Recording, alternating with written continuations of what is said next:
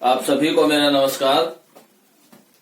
मेरा नाम अनिल कौशिक है और मैं राजकीय मॉडल संस्कृति वरिष्ठ माध्यमिक विद्यालय सांगी रोहतक में कार्यरत हूं। प्यारे विद्यार्थियों, आइए आज चर्चा करते हैं गणित विषय के बहुपद उपविषय पर। कक्षा क्रमांक है 10वीं कक्षा के लिए गणित विषय के बहुपद उपविषय पर चर्चा करते हैं। जैसा कि आप नाम से देख सकते हैं, समझ सकते हैं कि सबसे पहले हमें क्या पता होना चाहिए कि बहुपद होता क्या है। बहुपद जब हम शाब्दिक रूप से देखते हैं, शब्द के रूप से देखते हैं तो बहु ज्यादा और पद ज्यादा पद। लेकिन इसके नाम से अगर हम देखते हैं, नाम पर चर्चा करते हैं, नाम से इसको परिभाषित करने की कोशिश करते हैं तो हम गलत होते हैं हमेशा। देखिए कैसे बहुपद एक से ज्यादा पद या बहुपद ज्यादा पद, इससे इसका कोई लेना देना नहीं है कि पद कितने हैं, कितने पद नहीं है ना। अब देखिए बहुपद वास्तव में होता क्या है, ध्यान से समझिएगा। अक्सर इस भ्रांति में हम रहते हैं बहुपद एक से ज्यादा पद नहीं। यहाँ पर जो आपको बताया जा रहा है, जिस पर चर्चा की जा रही है, उसको ध्यान से समझिएगा। जैसे कोई वेरिएबल है, कोई भी वेरिएबल हमने लिया, कोई भी चर लिया। चर में आप कुछ भी ले सकते हैं, एक्स वाई जेड जो भी। अब बहुपद कब होगा, बहुपद कब कहा जाएगा, जब इसकी पावर जो है ना, इसकी घात जो है, घात अगर क्या है, पूर्ण संख्या। अगर इसकी घात में पूर्ण संख्या है, पूर्ण संख्या कहां से शुरू होती है, पूर्ण संख्या 0, 1, 2, 3, 4, 5, 6, इस तरह से ये पूर्ण संख्या है। अगर इसकी पावर अगर पूर्ण संख्या है तो ये बहुपद है। अब कितने स्टेप्स होंगे, कितने भी स्टेप्स हो सकते हैं। जैसे इसी को लें कि ये क्या ये बहुपद है या नहीं है, तो इसकी घात देखिए, इसकी घात कितनी है, यहां पर इसकी घात 1 है, एक घात है, तो एक घात है तो ये बहुपद है, बिल्कुल है ये बहुपद। तो x की पावर 1 जो है वो बहुपद है। x की पावर 1 बहुपद का उदाहरण है या बहुपद है। हम यह कह सकते हैं कि यह एक बहुपद है। तो इस तरह से हमें बहुपद के लिए क्या चाहिए, बहुपद के लिए हमें घात देखनी है, चर की घात। x क्या है यहां पर, चर की घात। अगर चर की घात पूर्णांक है ना, पूर्ण संख्या है, अगर चर की घात पूर्ण संख्या है तो क्या होगा, वो बहुपद होगा।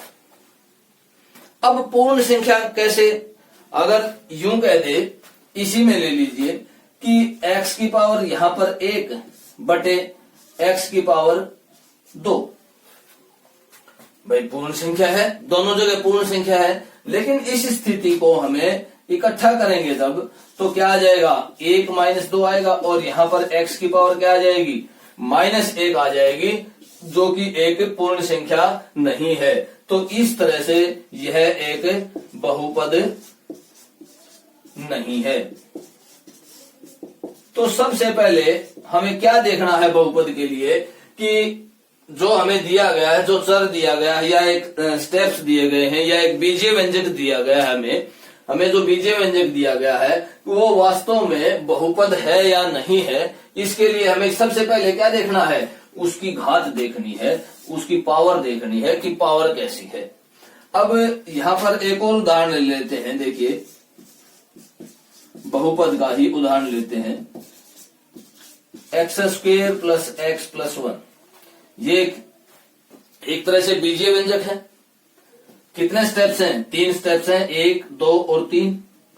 तो इसमें बीजीय व्यंजक में ये जो वेरिएबल है, चर क्या है, x।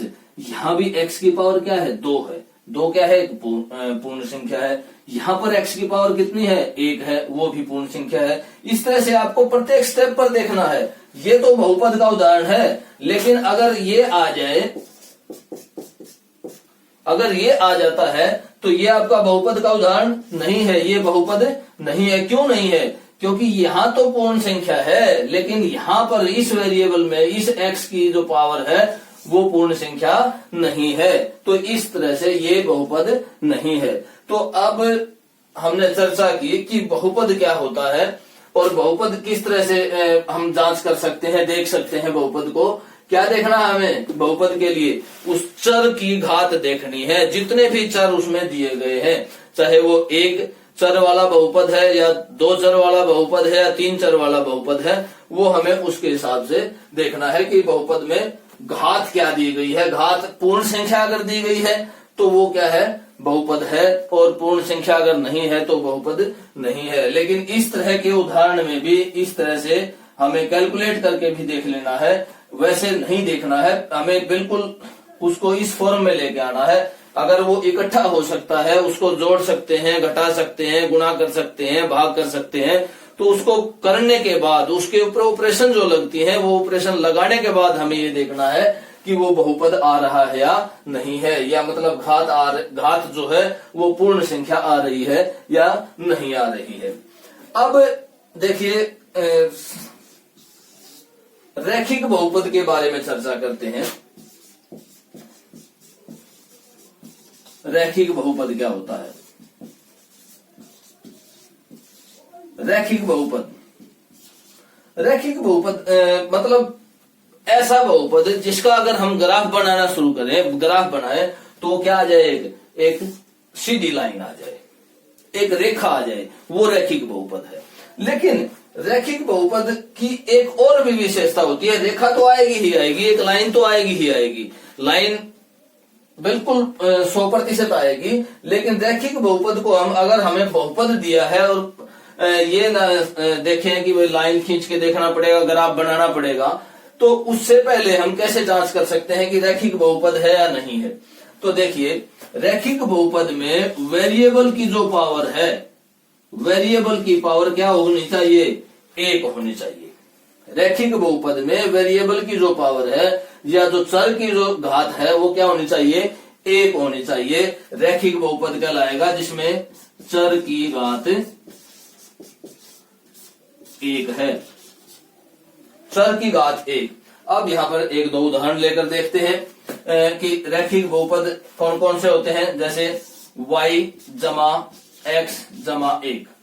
हालांकि ये आपके सिलेबस में नहीं है, दो चर वाला रैखिक बहुपद आपके सिलेबस में नहीं है, लेकिन मैं यहाँ पर आपको समझाना चाहता हूं कि रैखिक बहुपद होता क्या है। वास्तव में रैखिक बहुपद यही है कि चर की जो पावर है वो क्या होनी चाहिए? 1 होनी चाहिए। आप इसको यहां से इस तरह से अलग भी कर सकते हैं, यहाँ पर कॉमा लगा लीजिए।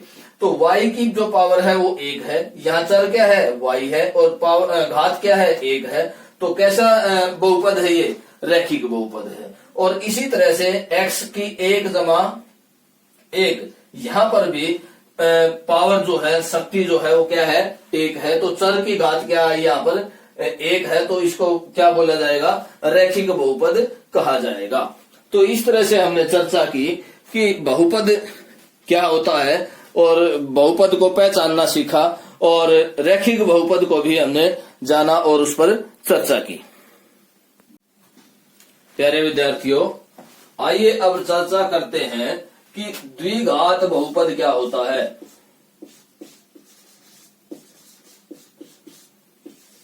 द्विघात बहुपद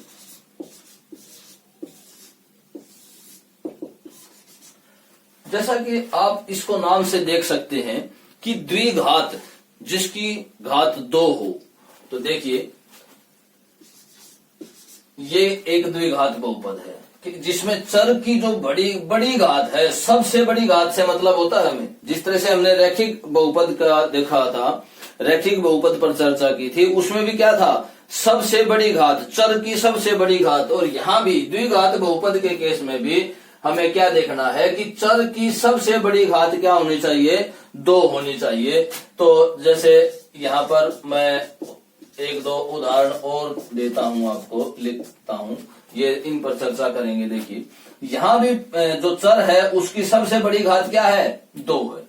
यहाँ पर भी चर की सबसे बड़ी घात क्या है? 2 है। और इसमें भी, इस बहुपद में भी चर की जो सबसे बड़ी घात जो है वो क्या है, 2 है। यहाँ घात क्या है, 1 है। तो इस तरह के जो बहुपद हैं वो क्या कहलाते हैं, द्विघात बहुपद कहलाते हैं।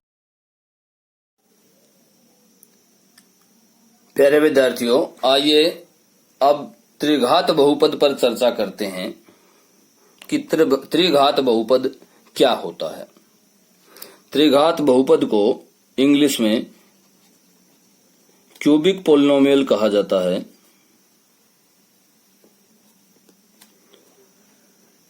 क्यूबिक त्रिघात, जिसमें सबसे बड़ी घात 3 होती है। चलिए कुछ उदाहरण लेते हैं, आपको उदाहरणों से अच्छी तरह से समझ में आ जाएगा।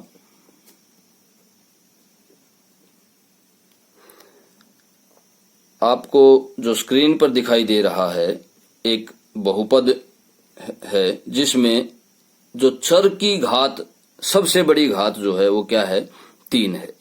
तो इसलिए हम इस बहुपद को क्या कह सकते हैं, त्रिघात बहुपद।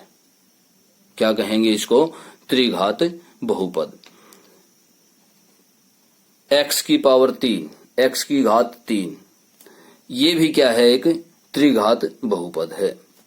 इसी तरह से x की 3 जमा 1, x की घात 3 जमा 1, इसमें भी x की जो चर की जो घात है, सबसे बड़ी घात है, क्या है, 3 है। तो इसलिए यह भी एक क्या है, त्रिघात बहुपद है।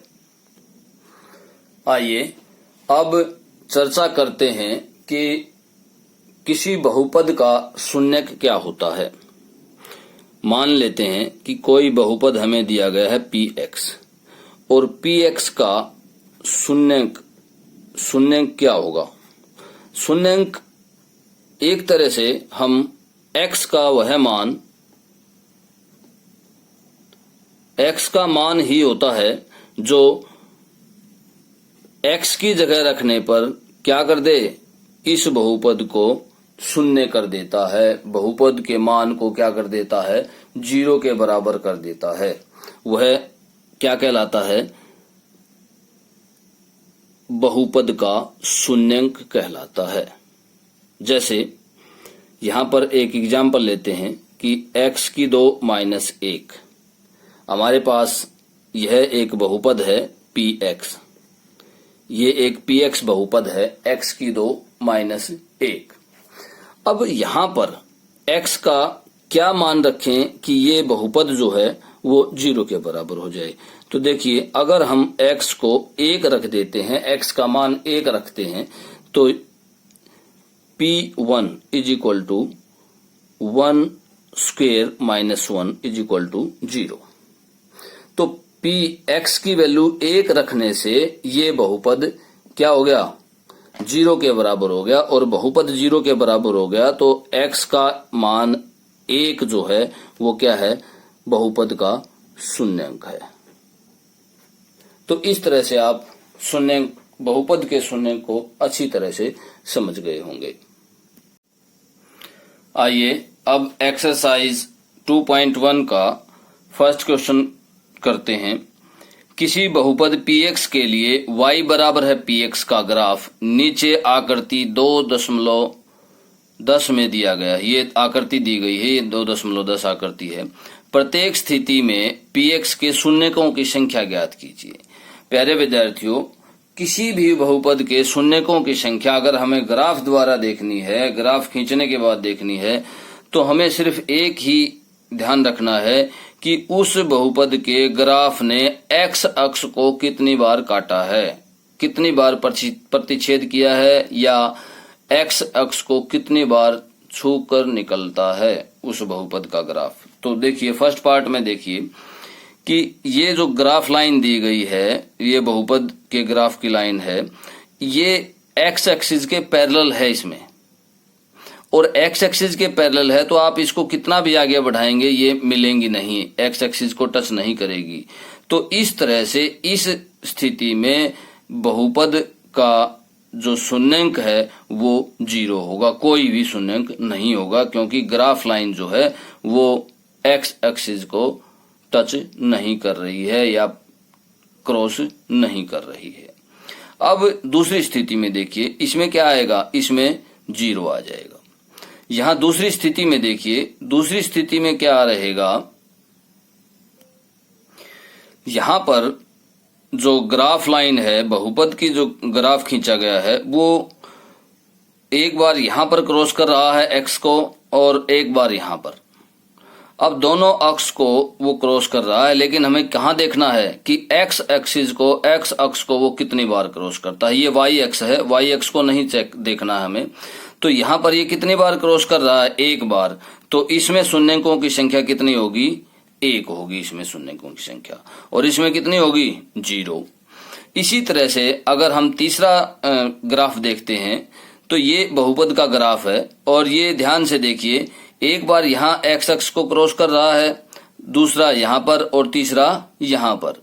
तो इस तरह से इसमें शून्यकों की संख्या, इस बहुपद के शून्यकों की संख्या कितनी होगी, 3 होगी। तो इस प्रकार हम किसी भी बहुपद के शून्यकों की संख्या ग्राफ द्वारा निकाल सकते हैं। अब आपको स्क्रीन पर 2 ग्राफ दिखाई दे रहे हैं। ये आपको असेसमेंट के लिए कार्य दिया जा रहा है। आपको ये 10 या 15 सेकंड तक स्क्रीन पर दिखाई देंगे, और आपको साथ साथ निकाल के देखना है कि पहला ग्राफ जो है उसमें बहुपद के कितने शून्यंक बनेंगे और दूसरे में कितने शून्यंक निकलेंगे।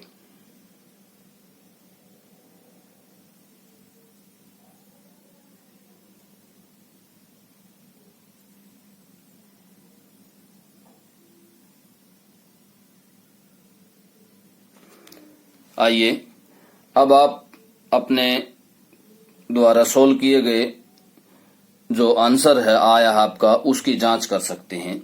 देखिए, पहले ग्राफ में इस ग्राफ ने एक्स अक्ष को कितनी बार काटा है, बहुपद की जो ग्राफ लाइन है, 1 2 3 4। तो इस स्थिति में इस ग्राफ में बहुपद के 4 शून्यंक होंगे। इसी तरह से इस दूसरे में देखेंगे तो पाएंगे 1 2 3। तो इस स्थिति में बहुपद के कितने शून्यंक होंगे, 3 शून्यंक होंगे। तो इस तरह से आप आसानी से इस प्रकार के क्वेश्चन हल कर पाएंगे। इस प्रकार आप अपना होमवर्क एक्सरसाइज 2.1 कंप्लीट कर पाएंगे। Thank you.